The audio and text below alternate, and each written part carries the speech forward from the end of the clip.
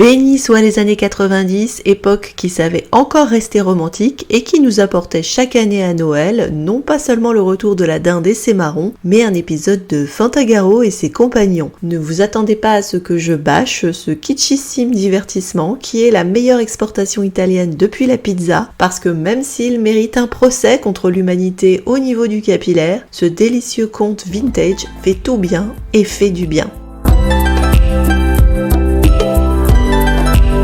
Bonjour, bienvenue sur Décalé. Je précise d'entrée de jeu que je vais seulement parler aujourd'hui du premier opus de la série de téléfilms La Caverne de la Rose d'Or, sorti quasi religieusement avant l'approche des fêtes de Noël de 1991 à 1996, soit 5 épisodes en tout, pas égaux en termes de qualité ni d'intérêt, il est vrai, diffusés pour la première fois en France en 92 et série italienne la plus vendue dans le monde. Donc oui, dans cet épisode, vous me verrez shipper à fond les deux persos principaux, incarnés par les ravissants Alessandra Martinez et Kim Rossi-Stuart. Profitez-en car ça c'était avant. Avant bien sûr que je ne découvre à l'épisode 3 qu'on pouvait mais alors sans aucun problème s'arranger avec la disparition d'un perso masculin qu'on avait plébiscité jusque-là, voire même le pousser soi-même à la baille parce que la nouvelle proposition est, disons-le, bien plus séduisante. Mais comme ici n'est pas le sujet, amour toujours, petite fleur bleue, et je ne vais pas parler du côté obscur du désir.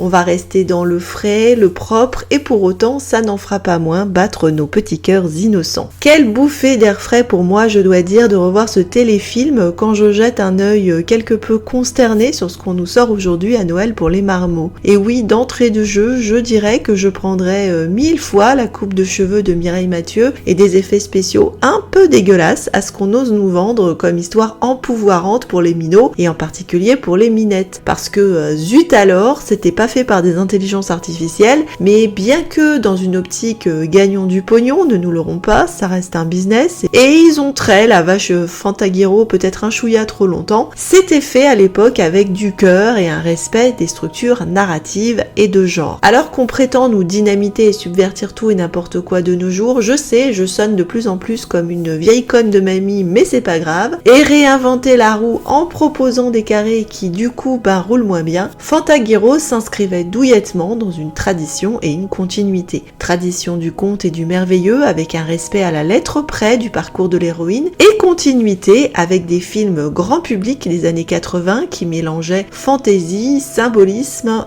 médiéval et romance, que ce soit Lady Hawk, Willow, Legend, l'histoire sans fin, mais également le film Labyrinthe, Dark Crystal et tant qu'à faire Star Wars, et oui, tous les chemins peuvent nous ramener à Star Wars, qui nous sortait une galerie de créatures magiques parlantes, certaines allant occasionner chez les bambins des traumatismes permanents. Fantagiro est même quasiment le chant du cygne, ou tant qu'à y aller à fond dans la métaphore filée de loi, de cette vague de films. On a l'impression qu'après, ils n'ont plus su faire, ou n'ont plus voulu le faire, va savoir. D'ailleurs, coïncidence ou pas, l'époque dite de la Renaissance Disney, le moment où sortent peut-être les plus beaux et les meilleurs films Disney, La Petite Sirène, La Belle et la Bête, Aladdin et Le Roi Lion entre autres, se situe justement à cette période, soit entre 1989 et 1995. L'héritage de la première vague Disney, Cendrillon ou Blanche-Neige, est également à garder en tête, ainsi que Cocorico, Le Pot d'âne de Demi et La Belle et la Bête de Cocteau. Que s'est-il passé pour qu'à partir de 1996, on entre dans une phase de désenchantement tel que maintenant, on se retrouve avec des productions sans âme, mais qui plus est,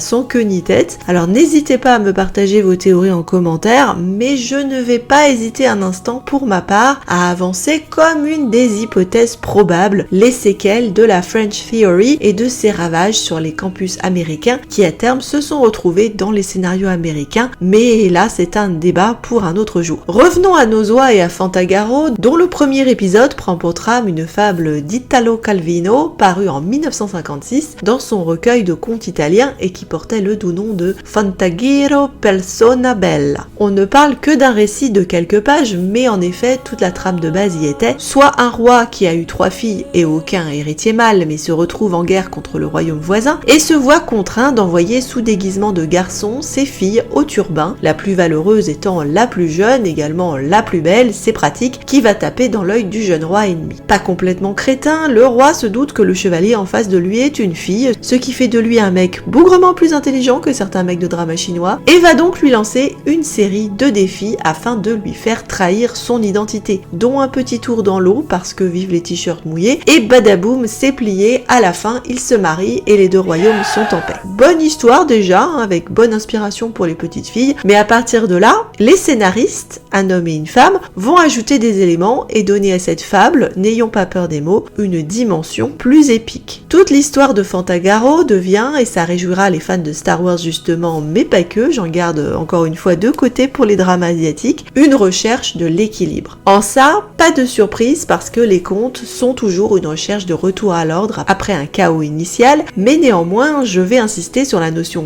d'équilibre parce qu'elle se retrouve sur toutes sortes d'éléments, même purement cosmétiques de l'histoire, mais toujours en mode italien. Prenez un soupçon d'Ovide et de mythologie avec nymphes et esprits de la forêt, et marions-le avec du fabliau médiéval, de la jouvencelle et du dragon. Prenez les costumes, et on a d'une part le côté des mecs jeunes beaux bien virils, prêts à faire figuration sur Gladiator. Ils portent la tunique à la romaine et des capes en poil pour appuyer le côté couillu. Et de l'autre, on a le côté des filles avec des robes Renaissance. C'est plié, best of Italie, on prend les deux périodes de gloire, d'autant plus nécessaire que le tout est quand même tourné en République tchèque. Mais je parle de côté mâle et côté fille, et déjà vous sentez que je vais parler de réconciliation ou union entre le féminin et le masculin. Et bingo, c'est évidemment le sujet principal, notamment en passant par la case travestissement. Et du coup, va se greffer dessus évidemment l'opposition nature et culture, parce que sinon ce serait pas cool, et le tout se fait sur fond de magie, de prophétie, de rituels sacrés, de tabous et de symbolisme que tu n'as pas du tout dans l'histoire originale, et donc tu hérites quand même d'un objet épique sacrément solide et bien emballé dans du papier doré Ferrero, malgré ses cailloux chemaux et ses effets capillaires foireux, et la mèche de Romualdo. D'autant que je le place là, les thèmes musicaux d'Amedeo Minghi sont bougrement efficaces et t'enrobent bien le tout ma foi. Le thème principal risque de te trotter un moment dans la tête. La première grosse modification du téléfilm par rapport à l'histoire originale est d'avoir fait du conflit entre les deux royaumes, un force bleue et l'autre force rouge, les Star Warsiens s'y retrouveront, un conflit immémorial, une grosse embrouille dont personne ne trouve la solution et qui est voué à continuer sans fin vu que le but de chacun des rois est de produire un héritier qui continuera à foutre la pâtée à l'autre. Évidemment, Dame Nature doit remédier à cette perturbation dans la force, et à part le pouvoir de l'amour, marions-les, comment veux-tu trouver une meilleure solution? Et du coup, autre ajout pratique, parce que zut, on est en Italie quand même,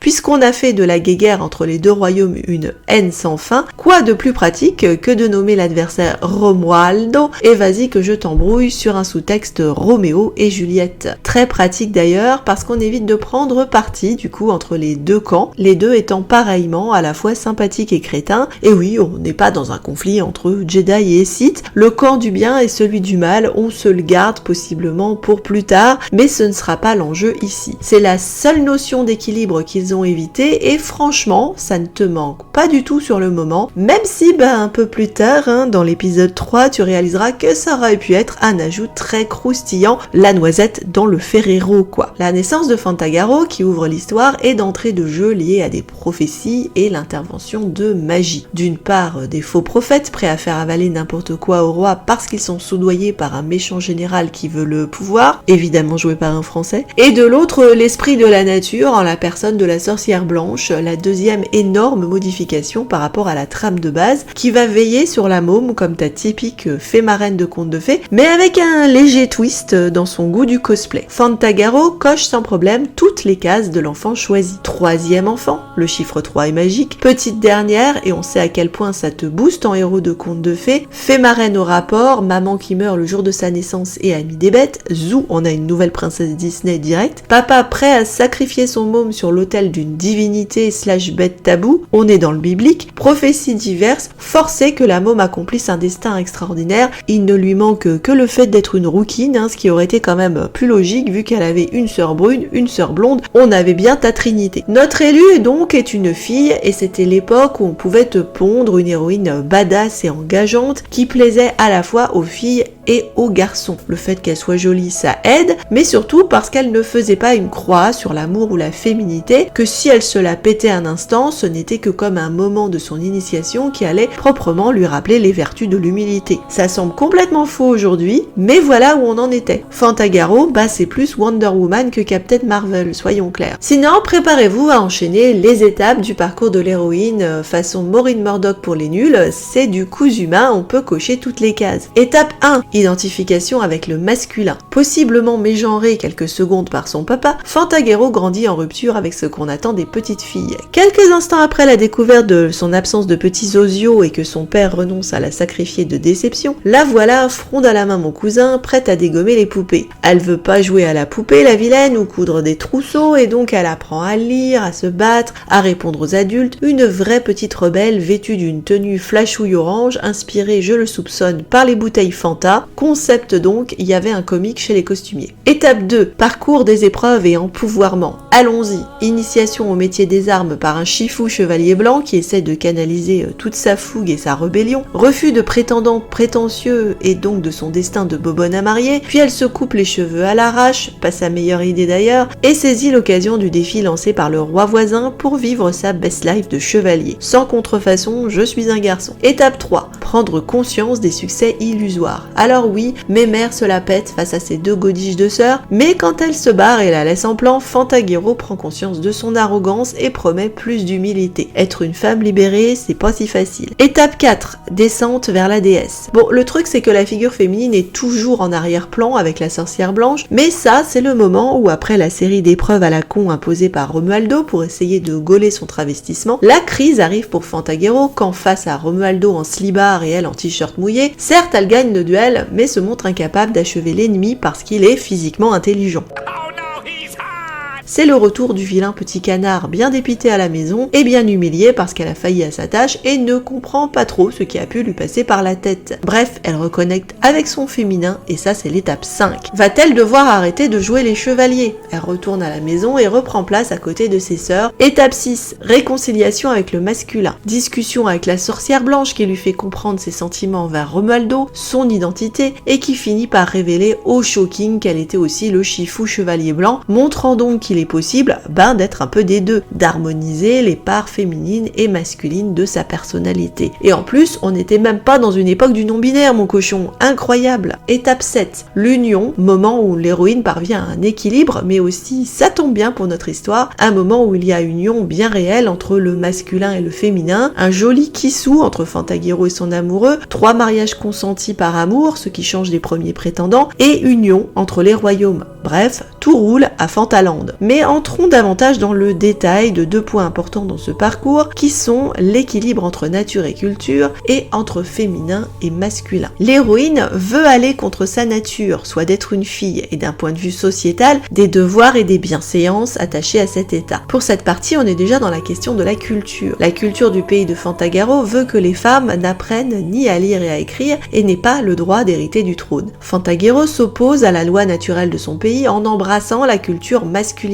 Logique, aucune envie d'être une fille si le programme est nul à chier. Elle veut manier les armes et même dans ses lectures déteste tout ce qui a trait à l'amour. Parce que les femmes ont une condition trop limitée, sois belle, porte des enfants et tais-toi, c'est résumé par les 2 autres sœurs. La première a la réputation de sagesse car elle est obéissante et l'autre, elle est juste là pour décorer. Fantagaro va donc rejeter en bloc tout ce qui a trait au féminin et par extension tout ce qui a trait à la nature. N'ayant pas de figure maternelle de référence, va être le fils de son papa. Quand elle rencontre le chevalier blanc, il lui apprend certes à manier les armes, mais ce faisant, puisqu'il est en fait la sorcière blanche qui incarne la nature, il est là pour la reconnecter avec l'ordre naturel. Ça se passe dans les champs, dans les bois, près des rivières. Il lui apprend à respecter l'animal, le végétal, le minéral, à apprécier la beauté de ce qui l'entoure, à sortir du château, à apprécier que la nature est pas si mal ordonnancée en fait, et que chaque chose, même la plus insignifiante, a une vraie valeurs. Très intelligemment, la sorcière blanche ne passe pas par son enveloppe féminine, mais par le truchement d'un chevalier idolâtré par Fantagaro, mais aussi d'une oie qui lui permettent, comme dans tout conte de fées, de tester à la fois le courage et le bon cœur de la jeune fille. Cette sorcière blanche est bougrement intéressante. Dans son design d'abord, en dehors du fait qu'elle a visiblement du mal à se sortir de sa putain de housse de couette, elle évoque une divinité guerrière du type Minerve. Mais elle est assez loin de la déesse vierge dans la mesure où elle s'associe volontiers à la fertilité en présidant à la naissance de Fantagaro, en jouant les marieuses entre Romualdo et Fantagaro, dont elle organise et scénarise les rencontres, une vraie petite mère maquerelle, ou en jouant carrément les nymphes, attirant le chaland par ses charmes, dans une scène qu'on arrive à peine à croire qu'elle passait pour les minots dans son inspiration Sabrina à la piscine. Et c'est très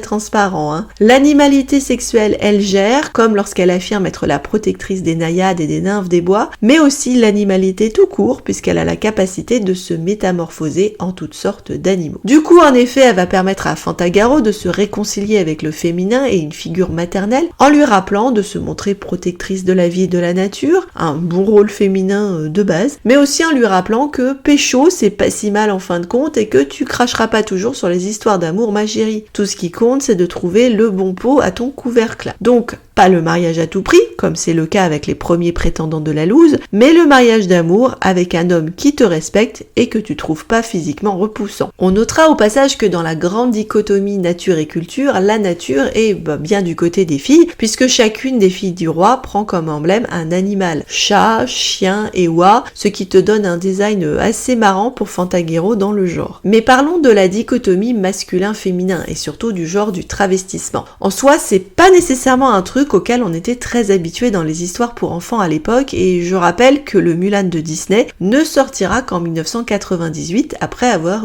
tout piqué à Fantagaro. Je plaisante évidemment, je ne veux pas vexer la Chine. Mais on peut dire sans problème que Fantagaro c'est un peu notre Mulan avant l'heure, une version italienne du même trope. Le travestissement féminin existe bien dans notre tradition littéraire occidentale, même si on peut avoir l'impression que c'est davantage un ressort de drame asiatique, j'en parlerai un petit peu vers la fin. On a quand même plusieurs cas, notamment dans Shakespeare, où de nombreuses comédies vont jouer sur le comique de situation de Jouvenceau flashant sur Jouvencel déguisé en garçon et se demandant s'il a pas viré sa cutie, que ce soit dans Comme il vous plaira ou La Nuit des Rois pour citer les principaux. Mais on peut remonter au XIIIe siècle avec le roman de Silence où la fille du duc de Cornouailles est élevée en garçon et permet pareillement un développement sur l'opposition entre nature et culture, ainsi que des embrouilles avec une reine qui tombe amoureuse de lui / elle et un roi qui va s'intéresser à lui / elle. Cette histoire semble avoir servi de trame au conte Belle Belle ou Le Chevalier Fortuné par Madame d'Aulnoy au XVIIIe siècle cette fois, avec lequel le Fantagaro persona bella d'Italo Calvino présente quelques similitudes importantes. Bien évidemment, en mention honorable, je ne peux pas ne pas citer Léowyn de Tolkien, et pour tout ado qui tombait sur la caverne de la Rose d'Or, comment ne pas mentionner la Rose de Versailles et Lady Oscar, peut-être l'exemple le plus marquant de travestissement à destination des enfants et plus particulièrement des jeunes filles, avec des scènes assez sympas quand même. Car oui, certes, dans la coupe ratée de Fantagaro, on a du Jeanne d'Arc, plus Mireille que Jeanne d'ailleurs, mais je rappelle que Jeanne s'habillait en homme pour des raisons pratiques et ne cherchait pas à se faire passer pour un homme, donc attention, c'est pas tout à fait la même cantine. L'idée du travestissement avec but de tromper son monde sur la marchandise, c'est bien évidemment au niveau de l'intrigue la confusion que cela peut générer et qui donne de bien délicieux moments.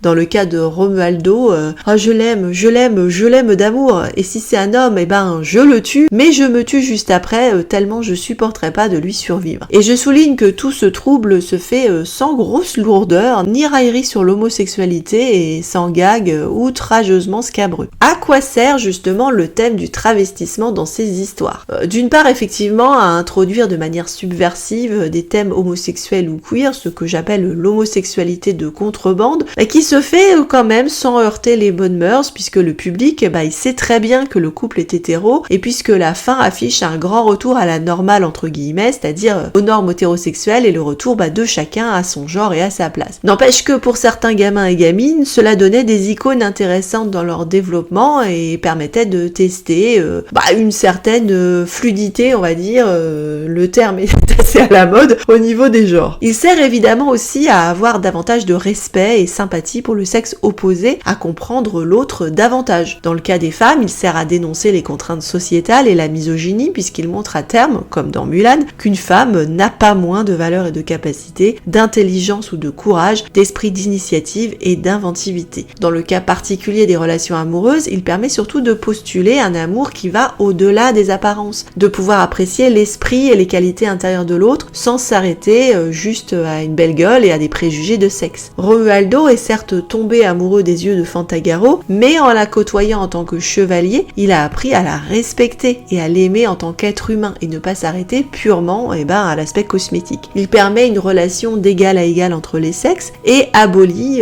une hiérarchie sociétale, ce qu'on voit très bien dans le téléfilm. La fin nous montre un retour à l'harmonie avec une égalité des sexes. Les couples de sœurs et des compagnons de Romualdo partageant pouvoir et temps de parole. Et dans la relation entre Fantagaro et Romualdo, au moment où, après le bisou, alors qu'elle s'excuse d'avoir rougi car elle n'avait jamais embrassé de chevalier, il lui répond que c'était également la première fois pour lui, la reconnaissant donc comme son égal, et quand plus tard il lui remet la couronne, il affirme son statut non de seulement reine consorte, mais de co-dirigeante à parts égales. L'histoire entre Romualdo et Fantagaro est bien réussie et solide parce qu'on a de la prédestination, du coup de foudre physique, ils apprennent à se connaître comme je viens de le dire, mais en plus ils sont tous les deux prêts à faire des compromis, des concessions la moitié du chemin et aucun des deux ne perd vraiment la face à l'autre. Elle gagne le combat mais n'en tire aucune gloire ni sentiment de toute puissance puisqu'elle est incapable de l'achever et revient au bercail davantage en perdante de son point de vue qu'en chevalier triomphant. Il se montre également humble face à elle et n'éprouve aucune honte à avoir perdu face à une femme. Il est même fier d'elle. Il y a une mise à nu réciproque des deux personnages autant au propre qu'au figuré avec des parcours croisés d'ailleurs car au début Romualdo quitte l'armure très inspiré par le virus du sida, et dynamite les traditions de son pays, autant te dire que ça fait de lui un bon candidat pour l'héroïne, au moment où, parallèlement, Fantagiro va, elle, s'apprêter à enfiler l'armure. Bon, là j'ai beaucoup intellectualisé, mais puisqu'on parlait de mise à nu, puis-je rappeler à quel point la scène de duel était bougrement sexy, en sachant qu'on est avant la légende de Zorro et sa scène entre Catherine Zeta-Jones et Banderas, avant Relo, et que la tension sexuelle entre les deux, le striptease, la relation ennemie à amant, était quand même un joli cadeau de Noël qui a sûrement dû marquer plus d'un jeune esprit. En tout cas, moi je m'en souvenais bien. Autant dire que je ne pouvais pas ne pas parler de cette série sur la chaîne, tellement elle a de points communs avec d'autres films et séries que j'adore, et puis que ça mériterait aussi de figurer dans mon épisode spécial torse-poil. Et encore une fois, j'en suis même pas à l'épisode 3. Pour la question du symbolisme, j'aimerais revenir sur les deux bestioles principales de la série qui se font pendant, dont la première donne le titre en français à l'histoire, alors que la deuxième, à mon avis, aurait eu davantage de raisons de le faire, ce qui aurait pu donner un très réjouissant titre en VF de l'ordre de Le jeu de l'amour et de loi, pour faire un clin d'œil à Marivaux. Dans ces deux bestioles, on a encore notre opposition féminin-masculin. Le dragon, c'est la créature mâle par excellence, animal mythique, adversaire du chevalier, qui dévore les femmes, il représente la mort, la destruction. Le serpent, animal auquel il se rattache, étant éminemment phallique. Mais comme il réside sous terre dans une grotte, il devient ici aussi une créature chtonienne, liée au mystère et aux prophéties, à la puissance cachée de l'héroïne, d'ailleurs associée à elle dès le jour de sa naissance, lorsque son père manque de la sacrifier sur l'autel du dragon. Et ce n'est pas une dent ou un os ou tout autre symbole phallique que la jeune femme doit dérober au dragon, mais une rose, un symbole du féminin par excellence. D'une certaine manière, cette caverne de la Rose d'Or est comme le creuset ou la matrice d'une synthèse entre féminin et masculin auquel la série même aspire. Le passage est véritablement un chemin initiatique initiatique où l'héroïne, d'ailleurs en compagnie de Loi, use davantage de qualités dites féminines telles l'empathie, le dialogue, plutôt que masculines comme la force ou la violence pour ne pas se faire dévorer vivante et ressortir victorieuse. C'est donc un moment clé dans sa reconnexion avec sa propre féminité. Et non, je ne vais pas rentrer dans du graveleux avec le titillage de l'aluette parce que ça reste du spectacle pour enfants, mais je suis sûre que certains y ont pensé à ce côté sexuel. Bref, revenons-en à Loi. Voilà un animal associé à Noël, ça tombe bien, on est en plein dedans, mais surtout aux filles dans les contes et une tradition médiévale. On confiait la garde des oies aux toutes jeunes filles, et il y a notamment un conte où on a une jeune princesse gardienne d'oies. Loi est un animal qui peut s'avérer une redoutable gardienne, bien des Mollets s'en souviendront, ainsi que les barbares qui assiégèrent le Capitole, mais elle a également une double casquette symbolique. Elle représente volontiers le familier, le domestique, les bonnes femmes et leur commérage d'une manière négative, bête comme une oie blanche, ou positive comme dans les célèbres contes de ma mère Loi. Ici on voit comment cette image négative est subvertie parce que c'est Loi qui donne conseil et sauve les miches de Fantagiro plus d'une fois. Elle est par ailleurs une bonne opposition au dragon chtonien. Alors que le dragon c'était la mort, la destruction, Loi c'est plus la création et la vie avec l'œuf, la lumière, et c'est un animal associé à l'air là où le dragon est dans les profondeurs de la terre. Mais Loi est aussi associée au voyage, à la capacité de traverser différents éléments, terrestres, célestes et aquatiques, ce qui fait d'elle un guide précieux, un psychopompe qui guide les âmes, et donc dans le cas de Fantagiro, en effet, un précieux mentor, un précieux guide. Et là je vous renvoie vraiment au jeu de Loi où vous vous déplacez dans un labyrinthe en tentant d'éviter pièges et dangers, ce qui est votre mini parcours d'initiation façon jeu de société. Mais Loi va permettre aussi une renaissance, ce qui est le cas 3 fois dans la série. Elle évite au bébé la mort, elle donne à Fantagiro son alias de chevalier garçon, et elle est là pour la retransformer en princesse à un moment où officiellement le chevalier est mort. Donc elle lui redonne la vie. Franchement, il y a du solide là-dedans. Donc au final, comme je l'ai expliqué, on a un retour à l'ordre et l'harmonie entre féminin et masculin, entre nature et culture, mais non sans néanmoins des évolutions. Féminin et masculin ont chacun leurs forces et leurs faiblesses et sont positionnés comme complémentaires et nécessaires à part égale pour que règne l'ordre et l'harmonie. Fantagiro a certes appris à respecter la nature au sens large, au point d'être devenue végane vraisemblablement, mais elle a accepté également sa nature, qu'être une femme, c'est pas si mal. Ce serait même plutôt chouette quand tu te pécho un Romualdo. Mais ça n'est surtout pas si mal quand tu fais bouger la culture et des lois arbitraires qui ne sont pas justes. Or de même qu'une inimitié ancestrale a pu se terminer et que la guerre a pu aboutir à la paix, de même le roi abdique en faveur de ses filles. Les lois du pays changent et il y a reconnaissance grâce à Fantagiro de la valeur des femmes. Respect, amour, harmonie, évolution des esprits et des mœurs, tout ça, ça fait un bon divertissement pour des enfants où on voit des personnages grandir et évoluer, et puis un programme parfait pour Noël, encore que prêcher contre le génocide des oies à cette période de l'année, c'est franchement maladroit, voire pas du tout commercial. Il aurait mieux valu qu'elle se lance dans la distribution de panettone gratos à la population. Il est évidemment hors de question que je conclue cet épisode sans noter à quel point revoir la caverne de la Rose d'Or m'a fait comprendre comment et pourquoi je trouve tant de satisfaction aujourd'hui dans les dramas asiatiques qui, eux, exploitent toujours à fond tous les ressorts présents dans ce téléfilm et où le travestissement improbable de Nana en garçon et le vertige existentiel que ça provoque chez le perso masculin principal est ta cantine de base. Dans les Xianxia, un genre de fantaisie chinoise qui est peut-être le genre le plus proche du conte merveilleux qui est ici utilisé dans Fantagiro,